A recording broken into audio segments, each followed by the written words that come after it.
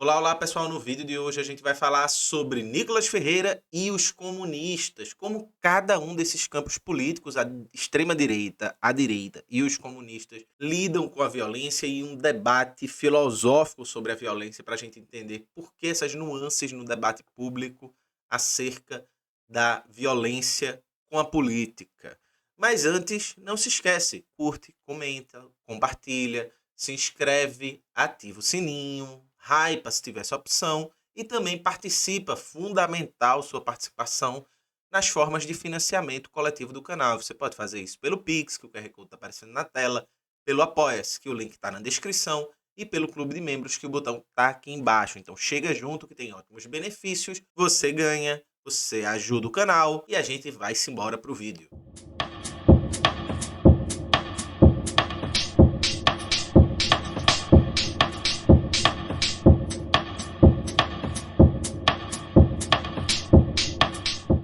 Então, pessoal, com a morte, né, no atentado de Charles Kirk, se abriu a caixa de Pandora do debate na extrema-direita no Brasil e no próprio Estados Unidos e talvez até no mundo. Não sei dizer qual é o impacto disso no mundo, mas no Brasil está tendo um impacto muito grande, né? Pessoas como Nicolas Ferreira, o Tiago Braga e outros estão aí chorosos, lamentosos, porque teoricamente as pessoas de esquerda são horríveis, são más, incentivaram o ódio e esse tipo de coisa, porque são todos violentos, miseráveis, malditos, violentos. Já o Charles Kirk, esse Mahatma Gandhi do mundo moderno, esse Mahatma Gandhi do mundo contemporâneo, que falava coisas de que os negros viviam melhor na escravidão e era melhor para a sociedade dos Estados Unidos que a escravidão tivesse continuado, e que era a favor de execuções públicas, inclusive para crianças assistirem a execuções públicas, e que era a favor que armas circulassem livremente, mesmo que isso gerasse vítimas ou danos colaterais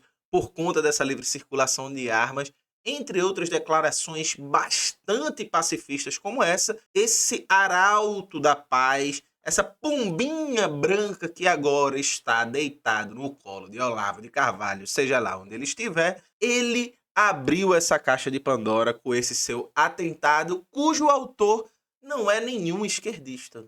O autor é exatamente uma pessoa branca, jovem, de classe média, filhos de pais cristãos, conservadores, que não tinha envolvimento com a política, já fez alguma doação ali para o MAGA, mas era só isso mesmo e ficou por isso mesmo, não teve muita repercussão na sua vida pessoal a política.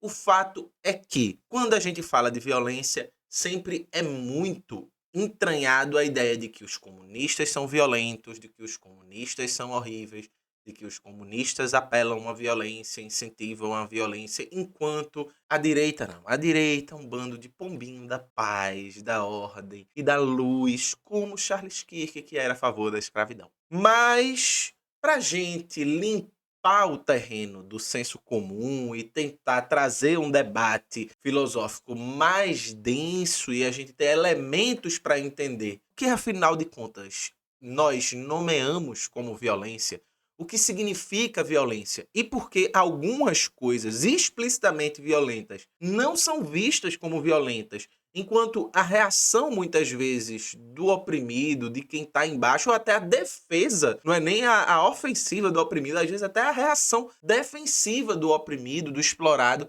é vista como suprassumo da violência. Para isso, eu vou apelar a dois livros e três textos, né? Dois livros e três textos, e da alegria da qual dois desses textos são escritos por amigos meus. E, portanto, além de saber da excelente qualidade dos textos, né? Eu ainda tenho certeza que são pessoas incríveis, né? Pessoas maravilhosas que eu conheço a opinião. E eu vou colocar eles dois.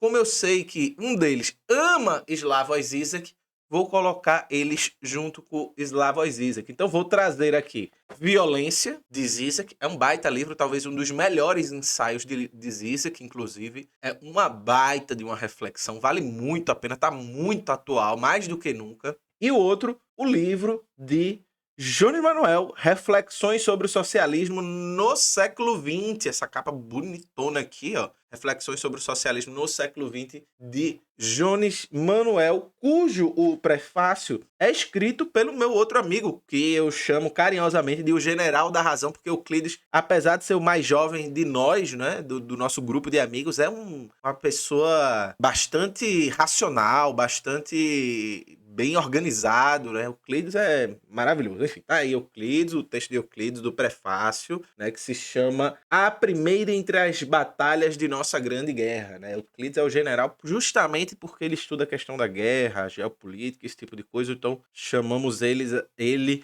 de O General da Razão. E aí a gente vai trazer esses dois livros, esses três textos, né? Dois textos aqui, o de Jones e o de Euclides, e o texto de Zizek, em dois momentos. Nesse primeiro momento, a gente precisa saber o que é violência, para a gente entender como nós nomeamos a violência hoje em dia e quais são as nuances da forma de nomear a violência. É preciso entender que a gente precisa olhar as nuances de como a gente nomeia algo como violência. Por exemplo, por que quebrar uma vidraça de uma loja, de um banco, numa manifestação, gera diversas manchetes com indignação moral, revolta social e assim, e até uma brutal repressão policial e etc. Enquanto, por exemplo, a fome de milhões de pessoas, inclusive a fome no Brasil, ainda que o Brasil tenha saído do mapa da fome, ainda há milhares de pessoas com fome, ainda há pessoas em insegurança alimentar e etc. E no mundo, aí vira passeio, né? Absurdos os números. Porque a fome de milhões, o genocídio lento da desigualdade, mas que mata, é extremamente mortífero. Porque o abandono de vidas que são tratadas como supérfluas são tidas como dados naturais da realidade. Não é violento ver uma criança esquelética, não é violento ver uma pessoa com fome, passando fome, morrendo de fome. Não é violento ver uma pessoa tendo que pedir dinheiro na rua, vivendo nas ruas. Por que há essa diferença? Porque a vidraça de um banco bilionário é tão mais sacra que uma pessoa passando fome. O mundo moderno, contemporâneo, é constituído, então, por essa contradição fundamental no modo como nós nomeamos violência. Então a gente percebe que a violência não é um dado da natureza, que é de simples atribuição. Ela é um dado sociopolítico. As sociedades, elas escolhem o que é visto como violento ou não. E, portanto, é uma política da definição do que é violência e do que não é. A violência da luta desses que são mortos de fome, que vivem em fome, que vivem sob a violência do Estado, sob a violência da polícia, sob a desigualdade extrema, sobre um país submetido a outros, essa violência é condenada como uma ameaça intolerável à ordem, à moralidade, à democracia, à expressão. Enquanto a violência que sustenta essa liberdade, essa democracia, essa livre expressão, o livre mercado, essa violência, ela é normal. Ela nem é vista como violência e por nem ser percebida como violência, pois nela o nome de violência não foi dado, ela é invisível e até mesmo celebrada como defesa da manutenção da civilização. Esse é o ponto central que Zizek quer trabalhar aqui nesse livro. A gente precisa, para Zizek, deslocar o olhar do acontecimento violento, que nós compreendemos imediatamente como violentos no senso comum, para a violência que estrutura e torna possível o mundo que existe. E compreender por que a violência, portanto, revolucionária, é insuportável, é tão violenta aos olhos de quem defende essa sociedade tal como está. Diz que para isso distingue dois tipos de violência. Uma violência subjetiva, ou seja, ela fere a nossa própria forma de enxergar o mundo. Portanto, é como se a gente olhasse para um acontecimento, entenda que ele é violento porque a gente acha que aquilo vai desarrumar, desestruturar, mudar tudo no mundo como ele é. Mas é isso mesmo que, por exemplo, os revolucionários querem fazer. Mudar o mundo como ele é. Nós não aceitamos o mundo como ele é. E por isso queremos mudar tudo. Só que como nós Somos, a partir da ideologia e etc., e outros processos de políticas que constituem os subjetivos, modos de subjetivação. Como a gente entende que o mundo como é o mundo, nós vemos isso como algo violento. E, portanto, é uma violência subjetiva. Ela é explícita, ela é visível, atribui-se a sujeitos, protestos, insurreição, é chamado de terrorismo e coisas do tipo. Por outro lado, há uma violência objetiva. Ela é estrutural, invisível, constitutiva da ordem. Ela aparece, entre aspas, a partir de um longo processo de crítica em categorias como exploração, racismo, opressão, desigualdade, exclusão, imperialismo. O paradoxo é que, enquanto a violência que resiste à violência objetiva, a violência revolucionária, ela é tratada como um excesso intolerável ao mundo tal qual ele é, porque ele desnuda a violência objetiva que sustenta a normalidade do mundo e da própria violência objetiva. Há uma condenação seletiva entre aspas, não é tão intencional assim essa seleção. Há uma condenação seletiva da violência que serve para manter intacta a violência invisível, porém objetiva, do capital. Walter Benjamin, quando fala de violência, ele mostra que, por exemplo, o direito, ele nasce exatamente de um ato fundador da violência. O direito, portanto, ele legaliza um certo tipo de violência. E é por isso que o direito é um aparelho ideológico fundamental do Estado burguês. E ele se mantém enquanto conservador dessa violência objetiva que sustenta o mundo como ele é. O capitalismo é a institucionalização de diversos níveis, modos e modalidades de violência que, ao serem instrumentalizados, fundam a ordem do capital tal como ele é. Porém, como o capital também é um solo ideológico que produz um certo campo de subjetividade das pessoas, um horizonte de subjetividade, as pessoas são subjetivamente constituídas para entender que a violência objetiva, ela não é uma violência, ela é apenas um modo de sustentação do mundo como ele é, enquanto aquilo que tenta desarmar, desarticular, desestruturar e desnaturalizar essa violência objetiva é visto como violência porque desarticula e desmonta o mundo como ele é. As violências como os cercamentos no início do capitalismo, o colonialismo, que, enfim, fez o que fez, acompanhado de escravidão, genocídios, guerras, invasões, interferências imperialistas como os golpes de Estado na América Latina, todos são atos que não são vistos como violentos ou um pouquinho violentos. E se forem violentos, é aquela violência que tipo, mas ninguém podia fazer nada, não tem nenhum culpado, meio que foi assim, meio que, sabe? Tava indo e quando viu, poxa, cometeu umas violênciazinhas aqui e acolá,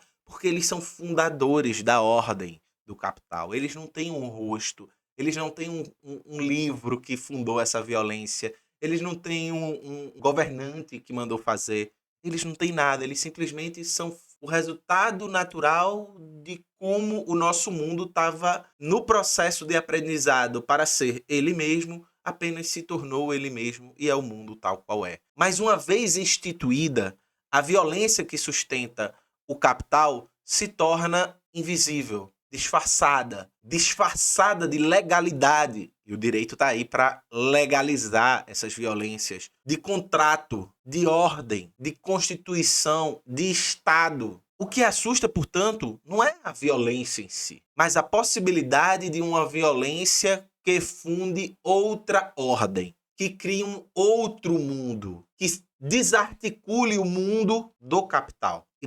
E por isso, o que é inaceitável para a direita, para a extrema-direita, não é a violência. Porque eles são brutais. A história da direita e da extrema-direita é uma história, inclusive, com reivindicação aberta disso. É uma história de brutalidade e violência absoluta. Não tem nem como comparar com nada que existiu na Terra. O que eles têm medo é da revolução, não da violência. Eles são violentíssimos. Eles têm medo é que o mundo do capital vá para o chão. A violência comunista, libertária, anarquista, ela é emancipatória por apontar não só a violência do capital, mas como resolver as contradições que normalizam a violência do capital, como a divisão de classes que funda a nossa sociedade, como o racismo, que é essencial para o capitalismo, como o machismo, também é essencial para o capitalismo, e assim por diante. As relações imperialistas, colonialistas. Ela revela que o mundo pode ser diferente, enquanto o que essa direita e extrema-direita quer é que o mundo continue igual. Ela rompe, portanto, o mito da necessidade da ordem existente, como se o mundo que existe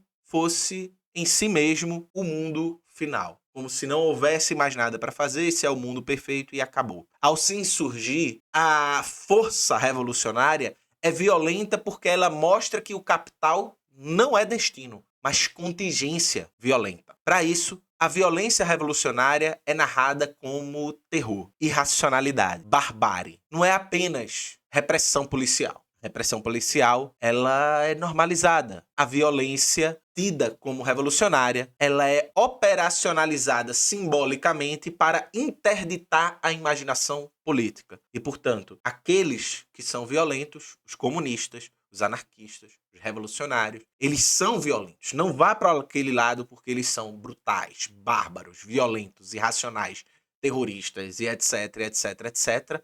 Mas no fundo o que eles querem dizer é: não vá para eles, não ouça-os, porque eles querem mudar o mundo. Eles querem acabar com o mundo do capital. A violência revolucionária não é só um ato de desafio que visa desestruturar o mundo como é. É um gesto de desvelamento da violência estrutural. E por isso ela precisa ser demonizada por aqueles que defendem o capital, custe o que custar. Enquanto isso, a violência brutal que sustenta o capitalismo e que a direita defende de todo jeito é tratada como o custo do progresso. Isso quando, pelo menos, é narrativizada de alguma forma como violência. É o custo do progresso. É o, como Charles Kirk disse, né? A livre circulação de armas pode ser que alguém se acidente, venha a morrer por conta disso, etc. É apenas o custo da liberdade, do progresso, a violência que sustenta essa sociedade. Milhões de mortos de fome num mundo de abundância. Isso não é violência. Desemprego estrutural no mundo e precarização cada vez maior das condições de trabalho, das condições dadas pelo mercado cada vez mais brutal, isso não é violência. Pandemias administradas como política de morte, como Bolsonaro fez na política da Covid-19 no Brasil, a pior gestão do mundo, isso não é violência. A fala do dono da Madeiro, que falou que 10 mil pessoas, 5 mil pessoas morreram no Brasil, tudo bem, contanto que a empresa dele não parasse de funcionar, não é violência. Guerras imperialistas, coloniais, narradas como operações de segurança, guerra ao terror e coisas do tipo, se veem no mundo inteiro, mas isso não é violência, é a democracia, é a liberdade. Essa violência difusa, mas contínua, essa violência difusa e até espetacular, porém com um toque de insensibilidade subjetiva, por isso mesmo ela não causa escândalo. Ela é indefinidamente mais letal na história da humanidade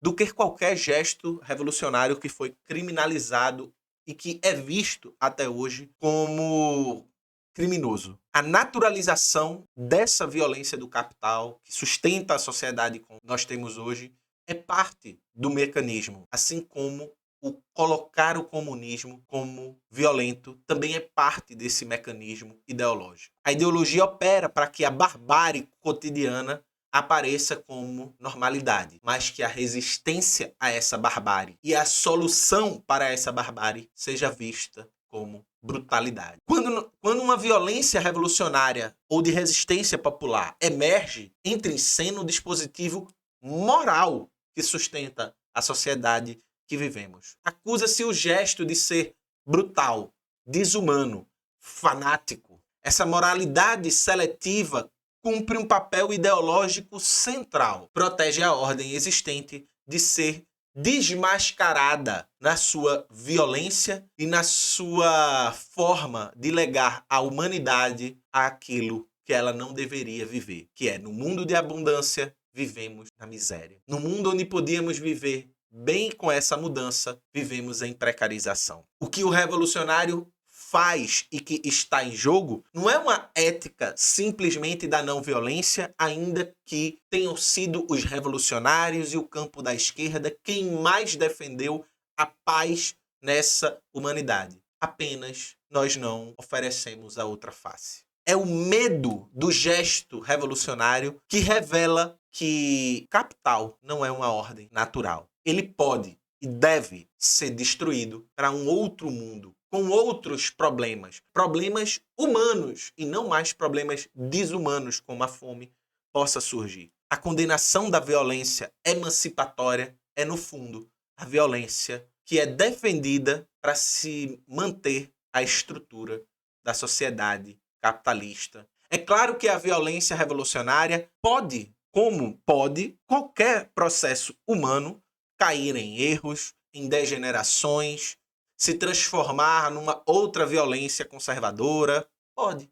Afinal de contas, somos humanos, construções humanas erram e acertam. O próprio fato de você colocar qualquer erro do comunismo como o grande exemplo de como o comunismo é falho, enquanto o capitalismo erra todos os dias na nossa fuça e ninguém fala dos erros do capitalismo, já é um problema. Mas essa não é uma condenação. Apontar que houve erros, houve excessos, houve problemas, não é uma condenação suficiente para se bloquear dos seres humanos o seu direito de sonhar com um mundo melhor, de imaginar com um mundo melhor e de lutar com todos os meios necessários por esse mundo extremamente brutal e violento que é o mundo do capital. Benjamin, por exemplo, fala de uma violência divina, que é aquela que rompe com o ciclo da violência fundadora e conservadora do direito que sustenta a sociedade capitalista e que nos aponte para uma outra concepção e uma outra noção de justiça.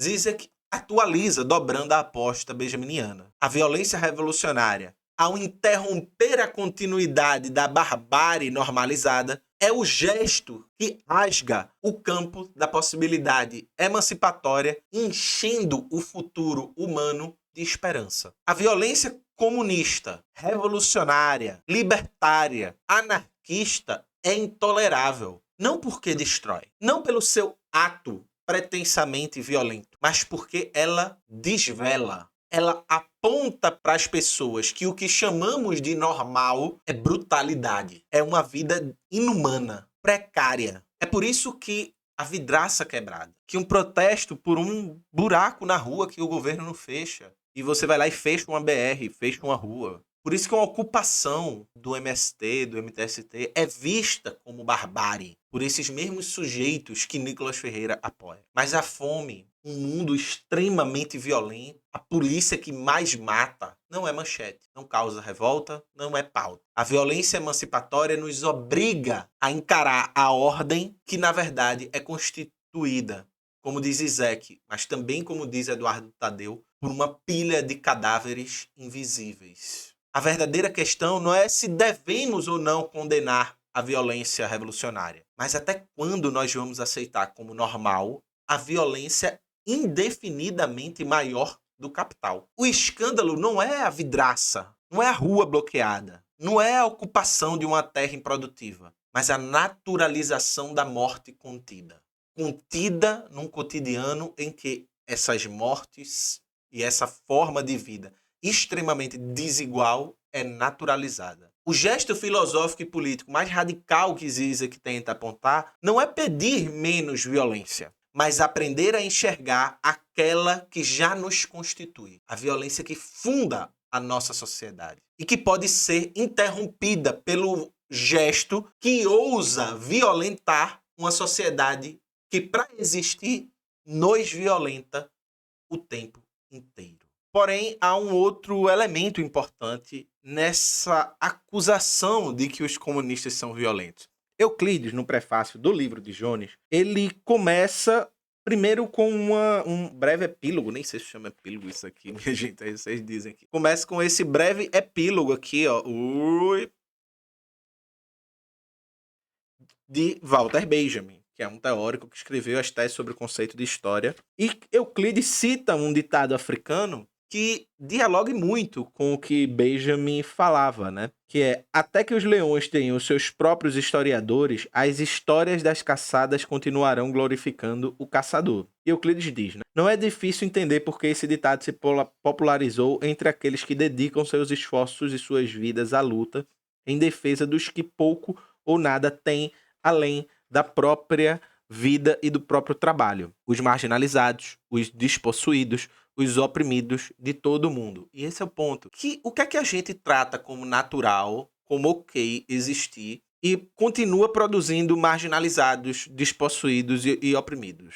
Popularizou-se porque é direto no que pretende. Até que os vencidos falem sobre sua própria história, ficarão conhecidos apenas como vencidos. Isto é, a derrota narrada pelo vencedor será a razão de ser da sua existência na história e na memória daqueles que poderiam também empunhar armas contra os poderosos do seu tempo. Um dos elementos que Jones quer fazer no livro, que ele coloca assim que pode, né, no início, é o fato de que o movimento comunista no século XX perdeu. E como um bom marxista que Jones é, e como um bom marxista que Euclides é, e como todo bom marxista, ou toda pessoa que tem uma leitura numa tradição crítica, mesmo que não seja marxista, sabe que quem escreve a vitória na história são os vencedores. Os vencedores escrevem a história. E quem venceu não foram os comunistas do século XX. Quem venceu foi o bloco capitalista, o bloco liberal, neoliberal. Venceu. Eles contam a história. E é óbvio que nós somos violentos. Nós somos violentos porque nós queremos e queríamos no passado derrubar a ordem capitalista. Porque ela produz explorados, oprimidos e miseráveis, e fome, e desigualdade, e precariedade, em larga escala. E ela precisa produzir para existir. Ela é fundamental que ela exista. E Jones dá um exemplo muito bom. Imagine que o povo brasileiro, cansado de ter uma péssima saúde, péssima educação, péssimo acesso a transporte público, péssimo acesso de direito à cidade, sem condições de moradia, sem condições de trabalho digno, que não produz trabalho digno, ou seja, que vive na miséria num dos países mais ricos do mundo. Imagine se esse povo se levante para exigir aquilo que lhes é seu por direito. E Jones fala, imagine uma revolução socialista no Brasil, que hoje, enquanto escrevo essa apresentação, o povo trabalhador comece um movimento para tomar o poder. Os latifundiários, mineradores e madeireiros do Brasil iriam assistir calados? Claro que não. E eles estão armados até os dentes. Basta ver que o Brasil é um dos países do mundo que há mais assassinatos no campo de ativistas ambientais, camponeses, luta de camponeses, mais morre. Milícias, facções que são empresas capitalistas, grupos privados de segurança e as forças repressivas do Estado burguês também ficariam parados, aceitando a vontade da maioria da população? Também não. Teríamos concretamente um problema objetivo para solucionar. Como vencer uma contra-revolução armada e violenta? Veja, os comunistas, eles só querem que as pessoas tenham aquilo que lhe é seu por direito. Fruto do seu trabalho, aquilo que você trabalha, cada um segundo a sua necessidade. Aí, os comunistas vão e tentam construir uma sociedade em que isso seja possível. Aí vem uma onda reacionária e a gente tem que virar o rosto, como disse Jones no livro, inclusive, esse marxismo cristão, esse marxismo que é uma versão laica, né, do cristianismo, adornado com a aparência de marxismo, em que só é bonito e belo a imagem do comunista pregado na cruz e sangrando, não é suficiente para a gente vencer. Nós temos o direito de defender as nossas conquistas. Temos total direito. Vamos lembrar que o capitalismo, para se fundar, faz revoluções pelo mundo extremamente sangrentas, muito mais sangrentas do que foram as revoluções comunistas. E quando você pega a história de luta e violência do mundo, dessa relação dos comunistas, etc., o que a gente enxerga? O que a gente enxerga é que, primeiro, a história dos comunistas é quase sempre contada, como falou Jones e Euclides aqui no livro, pelos vencedores. E é sobre essa ótica que a violência comunista é condenada. É condenada por aqueles que venceram o movimento comunista e que são anticomunistas, que querem que o comunismo não deixe de existir para que o capitalismo crie uma sociedade como ele tem criado, uma sociedade de barbárie ambiental, barbárie social, genocídios pelo mundo, guerra pelo mundo e assim por diante. E, portanto, tornar um comunismo ilegítimo na sua existência. Mas quando a gente analisa bem os fatos históricos, vemos que a regra geral é inversa. O comunismo surge como uma resposta à violência do capital, do colonialismo e da guerra imperialista, e na qual a grande violência nada mais é do que a defesa dos comunistas diante da reação à luta contra o colonialismo, contra o capitalismo e contra a guerra imperialista. Nesse ponto, a violência comunista deve ser entendida como reativa e defensiva, fruto da brutalidade antirrevolucionária e não de uma natureza violenta dos comunistas. O problema é que os comunistas não são cristãos. Eles não levam um tapa na cara e viram o rosto para dar outro tapa. Quem deveria estar fazendo isso era Nicolas Ferreira e o Charles Kirk. Levou um tapa, vira para o outro lado, porque eles são cristãos e quem ensinou isso foi Jesus, não Karl Marx. Por exemplo, a Primeira Guerra Mundial, enquanto as potências capitalistas jogavam milhões de trabalhadores na trincheira, a Internacional Comunista denunciava a guerra como uma brutal e violenta disputa imperialista pela repartição de colônias pelo mundo. Veja, a Europa entrou em guerra para poder brutalizar, roubar, destruir países em outros lugares do mundo, como em África e Ásia. Quem era contra isso eram os comunistas. Inclusive, é daí que surge a divisão entre os comunistas e os sociais-democratas. Os sociais-democratas ficaram a favor da Primeira Guerra Mundial, de defender o país. Na Alemanha, né, os votos de guerra votaram favoráveis aos votos de guerra, enquanto os comunistas votaram contra e racharam, que eles eram contra a guerra. Nos anos seguintes, os comunistas foram os mais ativos na construção de frentes anti-guerra durante o século XX inteiro, ao ponto de que quem era a favor da guerra no Vietnã, por exemplo, uma das guerras mais brutais, né? Nunca se jogou tanta bomba num país quanto os Estados Unidos jogou no Vietnã, dizia que quem era contra a guerra era comunista.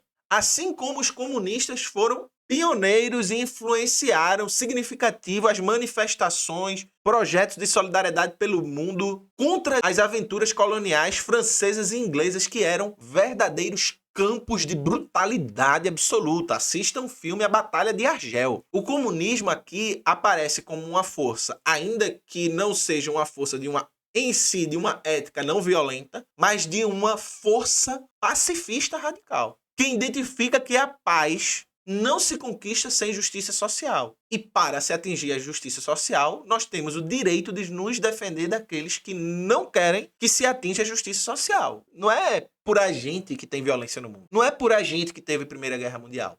Não foi por a gente que teve as brutais colonizações pelo mundo. Quem foi contra tudo isso foram os comunistas. Nos Estados Unidos, o Partido Comunista foi um dos primeiros a desafiar a segregação racial. Veja, os racistas nos Estados Unidos chamavam as pessoas que participavam de protestos contra a lei de apartheid social, que era o regime de Jim Crow, de comunistas. O medo, quando os Estados Unidos começa a desmontar o regime de Jim Crow, era de que, por conta da brutal forma que vivia os negros aderissem aos comunistas. Então eles dizem assim, vamos dar uma flexibilizada aí para poder eles terem alguma coisa, porque senão é capaz de eles aderirem aos comunistas, que apoiavam a luta contra o racismo. Apoiou greve de trabalhadores negros no Sul, defendendo os Scouts Boys, 9 jovens negros falsamente acusados de estupro, né? Era algo muito comum nos Estados Unidos se acusar jovens negros de importunação sexual e até matá-los, como fez, por exemplo, o pessoal da Ku Klux Klan, que o Charles Kirk tinha uma simpatia enorme. O Ku Klux Klan espancou até a morte uma criança. Basta assistir o filme Tio. Dario Hannah Arendt não falava nada disso. Hannah Arendt só falava dos comunistas, não falava nada disso.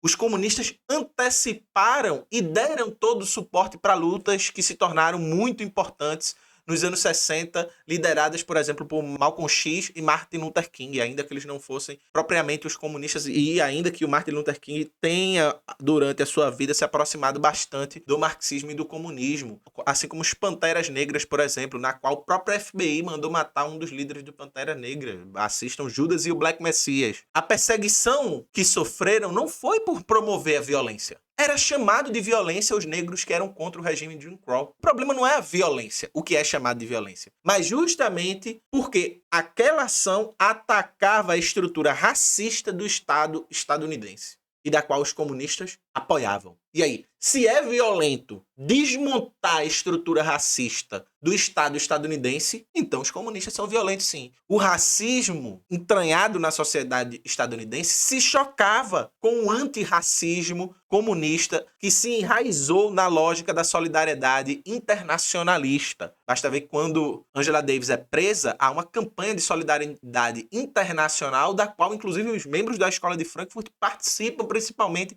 através de Marcuse, que era orientador de Angela Davis. Os comunistas viam que no racismo não apenas um problema moral da sociedade estadunidense, mas como uma forma de manipulação da divisão de classes, e isso aparecia, por exemplo, especialmente nos Panteras Negras. Na Ásia, África, América Latina, a inspiração marxista-leninista e também de outras vertentes do marxismo, mas especialmente no século XX, a inspiração marxista-leninista, por conta da força da União Soviética, foi decisiva para os movimentos de libertação e de resistência. Ho Chi Minh, formado na tradição comunista, conduziu a resistência vietnamita contra a França, que não é comunista, contra o Japão, que não é comunista, e depois contra os Estados Unidos, que não é comunista. Ou seja, um país foi invadido, bombardeado como nenhum outro na história da humanidade, e nenhum desses agressores é visto como bárbaros. E quem era contra essas invasões? Os comunistas. Na Argélia, a Frente de Libertação Nacional tinha no marxismo uma das suas bases teóricas, uma de suas influências importantes para resistir à brutalidade que foi a colonização francesa. Em Angola, Moçambique, Guiné-Bissau, movimentos de libertação foram apoiados, não foi pelos Estados Unidos, não foi pela Ku Klux Klan, não foi pela supremacia branca, não foi pelos cristãos de direita conservadores dos Estados Unidos lutando pela liberdade de expressão e pelo direito de existência das pessoas. Foi pelo movimento comunista, foi pela União Soviética, por Cuba, depois de séculos de enfrentamento à dominação portuguesa na região. Aqui, novamente, veja, a violência comunista era uma resposta a um mundo de brutalidade que o capitalismo criou. Como esperar independência ao colonialismo de maneira pacífica por parte das metrópoles que matavam, torturavam, saqueavam e chegou a produzir um holocausto no Congo, matando mais de 20 milhões de pessoas. O rei Leopoldo II não é nem citado entre um dos maiores bárbaros do mundo. O Congo era um feudo particular do rei Leopoldo II, ele matava todo mundo, não era nem uma colônia. Tão bizarro que era. Cuba, um país, uma ilhota, no cangote dos Estados Unidos, cheia de embargo, toda lascada, saindo de uma ditadura desgraçada, bancada por quem? A ditadura? Bancada por quem? A ditadura de Cuba? Pelos Estados Unidos. E como diz John Locke, veja, John Locke, um dos pais do liberalismo, todo país, todo povo tem o direito de se rebelar contra um governo tirânico. O que os cubanos fizeram foi exercer o direito que os liberais disseram que os seres humanos tinham, de se rebelar contra o regime tirânico, nem que para isso você use de métodos violentos. Veja, John Locke não é Karl Marx. Então veja, Cuba vivia uma ditadura sanguinária bancada pelos Estados Unidos, para os Estados Unidos fazer aquela ilha de puteiro. Cuba se liberta e o que é que Cuba, mesmo todo lascado, faz? Envia tropas a Angola em 1975. Quando foi que os Estados Unidos enviou uma tropa e a situação de um país foi de melhoria? Nunca. Cuba não enviou tropa por imperialismo para Angola. Foi um ato de solidariedade internacional contra a invasão do regime de apartheid sul-africano apoiado pelos Estados Unidos. Os Estados Unidos apoiavam a apartheid na África do Sul porque os Estados Unidos era um país em apartheid social. E Cuba foi lá ser contra o apartheid. E vocês chamam os comunistas de violento? O que a gente tem que entender é que toda revolução, toda luta de resistência colonial, anti-imperialista, anticolonial, encontra a sua reação. Em 1918, a Revolução Russa nascente enfrentou o que se chama de terror branco, com mais de 14 potências estrangeiras invadindo o território. Veja, a Revolução Russa, no dia da tomada do poder, não morreu quase ninguém. Não enche uma mão o número de pessoas que morreram no dia da Revolução da tomada de poder. Agora, depois que 14 potências imperialistas quiseram acabar com os comunistas na Revolução Russa, se inicia uma guerra civil. E aí, meu amigo, ou você entrega ou você vai resistir. O problema é que é isso. o que os liberais querem que os comunistas façam, o que eles pregam, que é: eu sou cristão conservador, vou virar a cara. Vocês nunca viram a cara. Vocês são as pessoas que dão um tapa na cara. Os canalhas maiores. Vocês são as pessoas que dão um tapa na cara de Cristo. Não as pessoas que têm a ética para virar o rosto. Portanto, a Rússia teve que enfrentar o terror branco da invasão de mais de 14 potências estrangeiras, querendo destruir com o país para os comunistas não ficarem no poder e saírem. Na Guerra Civil Espanhola, na luta contra os fascistas na Espanha, quem é que foi lutar? Foi a direita? Em que lado estava a direita? Não, foram os comunistas, anarquistas, linhas de frente contra o fascismo de Franco, Mussolini e Hitler. No Vietnã, a violência comunista foi a reação a Napalm, que foi a série de bombardeios e massacres em vilas e aldeias inteiras que matou mulheres e crianças, idosos, a rodo. O Vietnã é o país do mundo. E durante a guerra do Vietnã, da invasão dos Estados Unidos, os Estados Unidos soltou mais bomba que a Segunda Guerra Mundial inteira soltou bomba. E aí, os Estados Unidos é visto como símbolo da liberdade de levar paz pro mundo. Vocês são canalhas, porra. O mesmo vale pra África, América Latina, assim. As ditaduras militares no Cone Sul foram treinadas pelos Estados Unidos. Agentes que torturavam na Argélia, na França, vieram pro Brasil ensinar a torturar. Olha as coisas que o mundo liberal, livre, não violento do diálogo, Hannah Arendt faz pelo mundo. Produziu um terror em diversos países com desaparecimento, tortura, assassinato. Teve um músico brasileiro que foi encontrado essa semana passada, 50 anos depois. Houve violência comunista? É uma resposta reativa à violência brutal do colonialismo, do imperialismo, da tentativa sistemática de silenciar o direito do povo de participação popular e assim por diante. A narrativa dominante condena a violência comunista e silencia diante da violência cotidiana do capital, da fome, das guerras, da intervenção política que leva a ditaduras, que leva a tortura, que leva a colonialismo, racismo e assim por diante. O movimento comunista, em suas várias expressões, foi o motor de lutas emancipatórias pela paz, pela igualdade racial, pela libertação de povos colonizados, pela resistência de processos ditatoriais, pelo direito do povo de poder exercer a sua autonomia política. Reconhecer isso não é nem de longe negar que sim, os comunistas tiveram erros e excessos, mas que é fundamental recolocar a história no seu devido lugar. O comunismo nunca foi o promotor da violência que assola o mundo do século XX para cá. Ele foi, na verdade, a grande resposta para impedir que a violência organizada pelo capital e pelo império se perpetue. E todas as vezes que o movimento comunista não tem força para impedir essa violência, ressurge a extrema-direita, ressurge a brutalidade do capitalismo, ressurge a ofensiva do capitalismo para retirar direitos, para jogar o povo na miséria, tirar do povo a autonomia e o direito que ele tem de participar da política. Por isso, espero eu que, independente de figuras deprimentes como Nicolas Ferreira, que vença o campo comunista, que vença, que se fortaleça o campo comunista. Porque onde eles tiverem medo de nós, é porque nós estamos perto da vitória.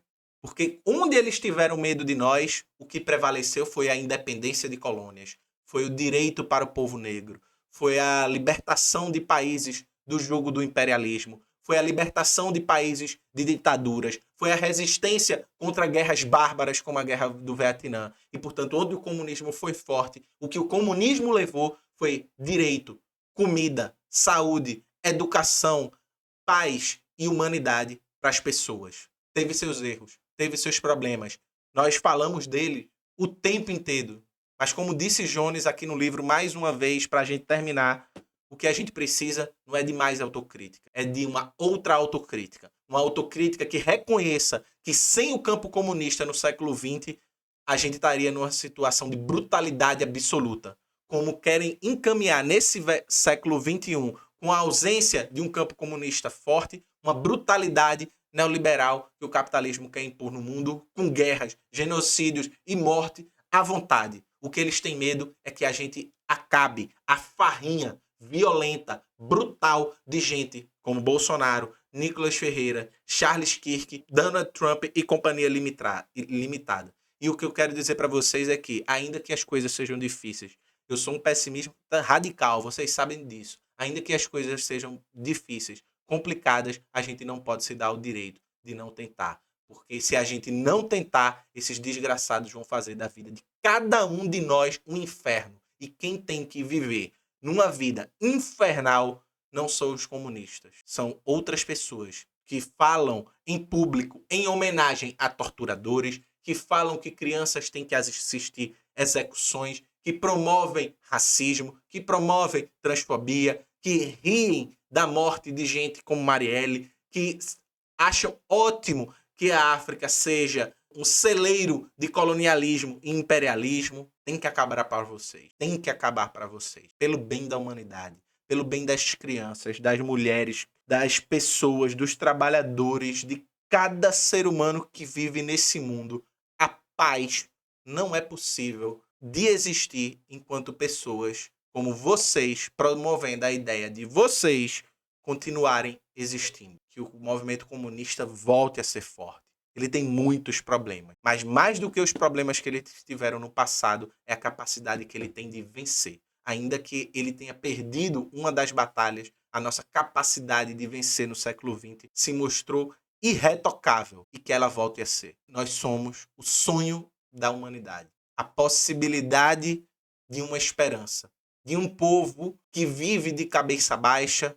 Levante a cabeça. O que vocês chamam de violência é um povo que levanta a cabeça. Até o próximo vídeo.